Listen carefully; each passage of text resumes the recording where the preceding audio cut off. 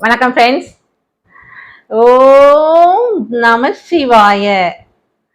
என் அப்பன் சிவபெருமானின் அருளால நாம் தினமும் ஒரு கோவிலை இந்த பதிவின் மூலம் தரிசித்து வருகிறோம். புதிதாக ஒவ்வொரு கோவிலையும் தரிசனம் செய்தாலும் அந்த கோவில்களில் இருக்கக்கூடிய சிறப்புகளையும் நாம அறிந்து கொள்ளும் அந்த அரிய வாய்ப்பு இந்த பதிவுகளின் மூலம் நமக்கு கிடைக்கிறது நினைச்சு சிவபெருமானுக்கு நன்றியோடு நம்ம நமஸ்காரம் பண்ணிக்கிறோம். ஃப்ரெண்ட்ஸ், திருச்செந்தூர் முருகனின் 2ஆம் படை வீடு.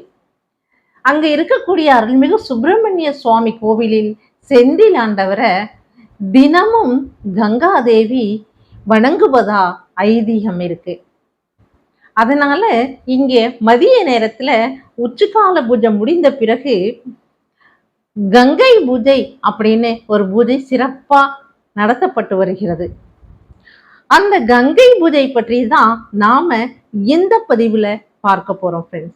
ஏன்னா நம்ம திருச்செந்தூர் போனோம், அங்க கடல்ல ஸ்நானம் பண்ணணும், நாழி கிணறுல ஸ்நானம் பண்ணினோம், அடுத்தது சுப்பிரமணிய சுவாமியையும் செந்திலாண்டவரையும் தரிசனம் பண்ணினோம், நம்ம பன்னீர் இலையில விபூதி வாங்கிட்டோம் அப்படின்னு சொல்லி நாம ஒவ்வொன்றும் தரிசனம் பண்ணி பிரசாதம் வாங்குறதுல நாம சிறப்பா இருக்கோம். இருந்தாலும் சில சிறப்புகளையும் நாம தெரிஞ்சுக்கணும். அநேக பேருக்கு உங்களுக்கு இந்த சிறப்புகள் எல்லாம் தெரிஞ்சிருக்கலாம். தெரியாதவர்களுக்காக இந்த பதிவுகள் எல்லாம். வேற ஒன்றும் இல்லை. என்ன சொல்ல வரேன் அப்படின்னு சொன்னா, இந்த கங்கா பூஜைங்கிறது சிறப்பா தினமும் உச்சிக்கால பூஜைக்கு பிறகு நடைபெறுவதாக ஐதீகமா நடைபெற்று கொண்டிருப்பதாக சொல்றாங்க ஃப்ரெண்ட்ஸ். சரி, எதற்காக அங்க கங்கா பூஜை நடைபெறுகிறது? அந்த கங்கா பூஜையின் அப்படி சிறப்பு என்ன? ஏன் செந்திலாண்டவரை கங்கை பூஜை செய்கிறாங்க அப்படிங்கிறத பத்தி எல்லாம் நாம இந்த பதிவுல பார்க்க போறோம் ஃப்ரெண்ட்ஸ். அதற்கு முன்னால நீங்க ஜெயகௌரி ஜோதிடாலயம் சேனல முதன் முறையா பாக்குறவங்களா இருந்தா சப்ஸ்கிரைப் பண்ணுங்க, அப்படியே பெல் ஐகான கிளிக் பண்ணுங்க, லைக் பண்ணுங்க, ஷேர் பண்ணுங்க ஃப்ரெண்ட்ஸ். ஓம் நம சிவாய அப்படின்னு கமெண்ட் பண்ணுங்க ஃப்ரெண்ட்ஸ். வாங்க ஃப்ரெண்ட்ஸ், கங்கா பூஜையை பத்தி தெரிஞ்சுக்கலாம், பூஜையிலும் கலந்து கொள்ளலாம்.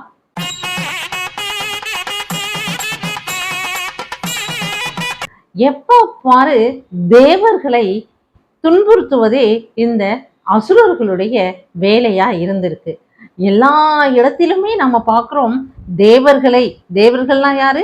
நல்லவர்களை அசுரர்களாகிய அந்த கெட்ட எண்ணம் உள்ளவர்கள் துன்புறுத்திக்கிட்டே தான் இருக்காங்க இந்த காலத்திலும், இல்லையா?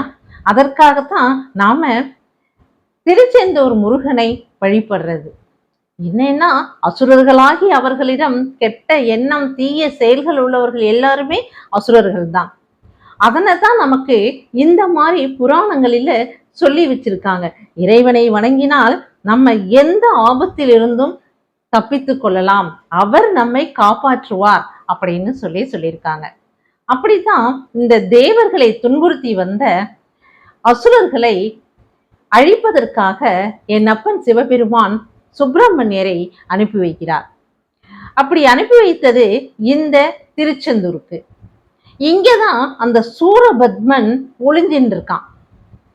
இவன் வீரனாக இருந்து போரிடணும், இந்த இடத்தில் ஒளிஞ்சின்றிருந்து அவன், அதாவது சுப்பிரமணியர் வந்த உடனேதான் இவன் வெளிப்படுறான். எப்படின்னா, விலங்குகளாகவும் பறவைகளாகவும் மரங்களாகவும் இருந்து இவன் சண்டை போடுறான். நேருக்கு நேரா வரவே இல்லை. அதற்கப்புறம் நம்ம சுப்பிரமணியராக இருக்கக்கூடிய செந்திலாண்டவர் இந்த இடத்துலதான் தன்னுடைய வேளால சம்ஹாரம் பண்றார் சூரபத்மன் என்கின்ற அந்த அசுரனை. அப்ப இந்த கடலுக்குள்ள போய் மாமரமா எழுந்து நின்னாமா அந்த சூரபத்மன். அப்படி இருக்கும்போது தன்னுடைய வேளால் 2ஆக அந்த மாமரத்தை பிளந்து சூரபத்மனை வதம் செய்தார் நம்ம சுப்பிரமணிய கடவுள்.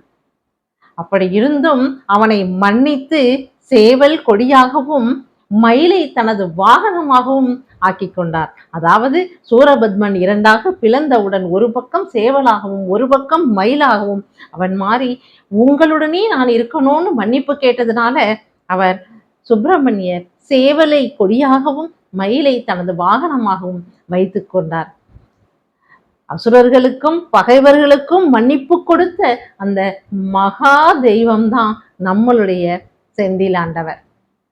இப்படி அசுரர்களை அழித்ததனால அவருக்கு வீரகத்தி தோஷம் என்ற தோஷம் ஏற்பட்டு விட்டது. அந்த வீரகத்தி தோஷம் ஏற்பட்டதை எப்படி போக்கணும் அப்படின்னு சொன்னாலும், இந்த வீரகத்தி தோஷத்தினால் ஏற்பட்ட அந்த பாவங்கள், அடுத்தது நிறைய அந்த இரத்தம் சிந்தினதுனால ஏற்பட்ட அந்த பாவங்கள், அதிகமான 2 பக்கமும் தானே இறந்திருப்பாங்க. அப்ப அந்த பாவங்களை போக்கணும் அப்படின்னு சொல்லிட்டு அவர் கங்கையில நீராடணும் அப்படின்னு பிரார்த்தித்தார். யாரு? நம்ம செந்திலாண்டவர்.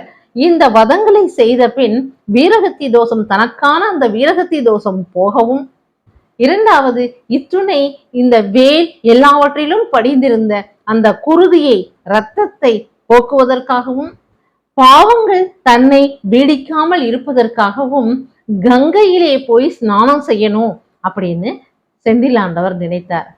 அப்படி நினைக்கும் போது கங்காதேவியானவள் தானே இங்கு முன்வந்து இந்த இடத்தில் பிரவாகமானார்.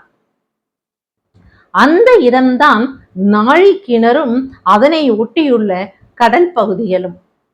அதனாலதான் இந்த நாழிக்கிணறு, கடல் பகுதி இரண்டுமே கங்காதேவியாக போற்றப்படுகிறார்கள். அப்படி இருக்கும்போதே தன்னை, அதாவது தான் நீராடி தனது பாவங்களை போக்கிக் கொள்வதற்காக சுப்பிரமணியர் வேண்டின உடனேயே அதே இடத்தில் பிரவாகமாக வந்து நின்ற கங்காதேவியை நினைத்து தினமும் பூஜித்து வருகிறார் நம்ம செந்திலாண்டவர். அதனாலதான் திருச்செந்தூர்ல தனது உச்சிகால பூஜை முடிந்த உடனேயே பாலும் அன்னமும் எடுத்துட்டு போய் கடல்ல விட்டு தீபாரதனை காமித்து கங்கையை வணங்கக்கூடிய அந்த பூஜை தினமும் ஐதீகமாக நடைபெற்று வருகிறது. கங்காதேவிய இதற்காகத்தான் அவங்க வணங்குறாங்க அப்படின்னு சொல்றாங்க. தான் மட்டும் அல்லாது தனது பக்தர்கள், இங்கு வரும் தனது பக்தர்கள் அத்துணை பேரும் பாவங்கள், அத்துணை பேரின் பாவங்களையும் நீக்கணும் அப்படின்னு செந்திலாண்டவர் சொன்னதுனால இதே இடத்தில் தங்கிட்டா நம்ம கங்காதேவி. அதனாலதான் நாழிக்கிணறு அப்படிங்கிற இந்த இடத்துல துவர்ப்பே இல்லாம, கடல் ஓரத்துல ஒரு துவர்ப்பே இல்லாமல், கடல்ல எப்படி இருக்கும்? ஒரே துவர்ப்பா இருக்கும். ஆனா கடல் ஓரத்தில் இருக்கக்கூடிய இந்த நாழிக்கிணற்றுல துவர்ப்பே இல்லாம அப்படி ஒரு தீர்த்தம் இருக்கு. அதுதான் நாழிக்கிணறு தீர்த்தம்ங்கிறது. நாழிக்கிணறும் அதனை ஒட்டியுள்ள கடலும் தான் நமக்கு கங்காதேவி பிரவாகித்த இடம். பக்தர்களுக்கும் செந்திலாண்டவருக்குமே பாவங்களை தீர்த்த அந்த இன்றும் தீர்த்து கொண்டிருக்கக்கூடிய இடம்தான் இந்த நாழிக்கிணறும் அதனை ஒட்டியுள்ள கடல் பகுதியும். அதனாலதான் நாம போன உடனே கடல்ல நீராடணும், அப்புறம் நாழிக்கிணறுல நீராடணும், அப்புறம்தான் தரிசனத்துக்கே போகணும்னு பெரியவாள்லாம் சொல்லியிருக்கா. அதே போலவே தான் ஃப்ரெண்ட்ஸ், இது தினமும் உச்சிக்கால பூஜையில இந்த கங்காதேவியை நம்ம வணங்கிட்டு வந்தாலும் இதற்கான ஸ்பெசிபிக்கா ஒரு நாள் என்று அப்படின்னா, கங்காதேவிக்கு ரொம்ப சிறப்பா பூஜை செய்யக்கூடிய ஒரு நாள் அப்படின்னா கார்த்திகை தீபத்தன்னைக்கு சாயந்தரம் பரணி தீபம் ஏத்துவா.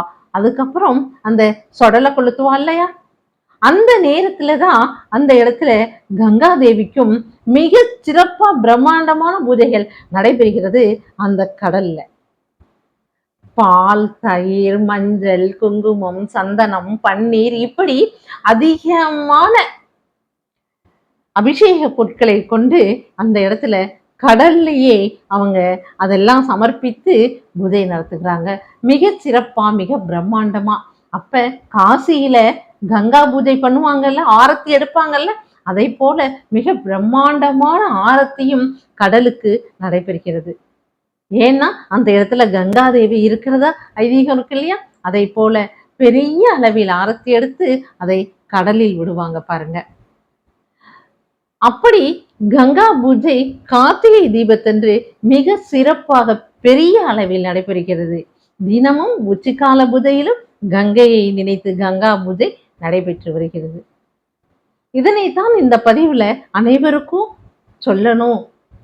ஏன்னா நம்ம பூஜைகள்லாம் முடிஞ்சு தரிசனம் முடிந்து வெளியே வந்த பிறகு உச்சிக்கால பூஜை முடிஞ்சு அவ இந்த ஐதீகமா இந்த அன்னமும் பாலும் கடலுக்கு சமர்ப்பித்து தீபாரணை காட்டுவா.